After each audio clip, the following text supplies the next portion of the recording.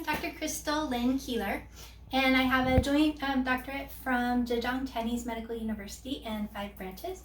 I have my Master's of Science in Traditional Chinese Medicine from MSTCM in San Francisco, and I have my Master's of Public Health from UC Berkeley.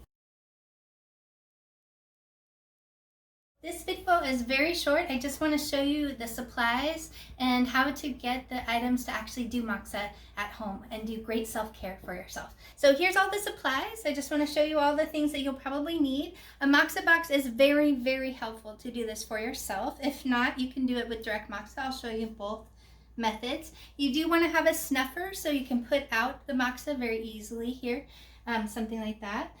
You want to have Moxa sticks. This is very helpful. And here's another type of Moxa box, and I'll tell you the difference between these two. This one has prongs. I don't prefer the prongs. You may only be able to get this kind, but you have to be careful not to burn yourself when you light this one. This one I prefer, and there's one like this on the links on my website, but it's a round one with a yin-yang symbol, which is prettier. But this one has magnet lids, so it's just stuck there by like magnets. Great. All right, so inside the box we have these little Moxa sticks, and you want to take this outside green wrapper off. Just get rid of it. So you're left with this nice white stick. This is mugwort root, Iya or Artemisia, and there's some other herbs in here that make it burn a little bit hotter because it's indirect. You're not putting it on the skin, you're putting it about an inch away from the skin. If you have a gas stove, it's the easiest to light with a gas stove or a cigar lighter. But if you don't, I'm going to show you how just to use a regular lighter. You want to use it sideways so that you don't burn yourself. And have a second lighter available in case you let go, because that metal piece on the lighter is going to be very, very hot. So just make sure you don't let go, or you have another lighter to replace it with here. So we're just lighting the tip. You want to get a nice little cherry on the end of it. Make sure it's nice and lit here.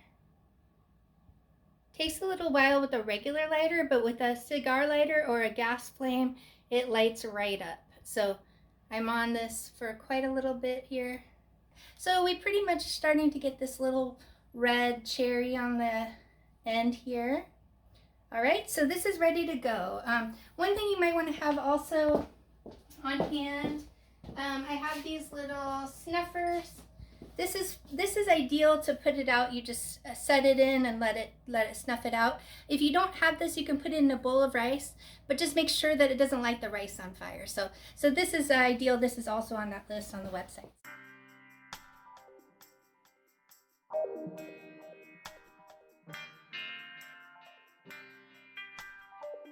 And lastly, but not least, Chinese burn cream. I do tell people they might want to put it by their stove. Generally, people don't burn themselves with the Moxa, so I tell people to keep this by their stove because that's where people usually burn yourself.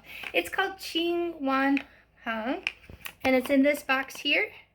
And if you do burn yourself, you just put it liberally on the burn until the stinging stops. It'll melt, and if you still feel like a sting, then you can reapply it several times until the stinging stops, and it will help you heal a lot faster, even than aloe vera, so that's nice.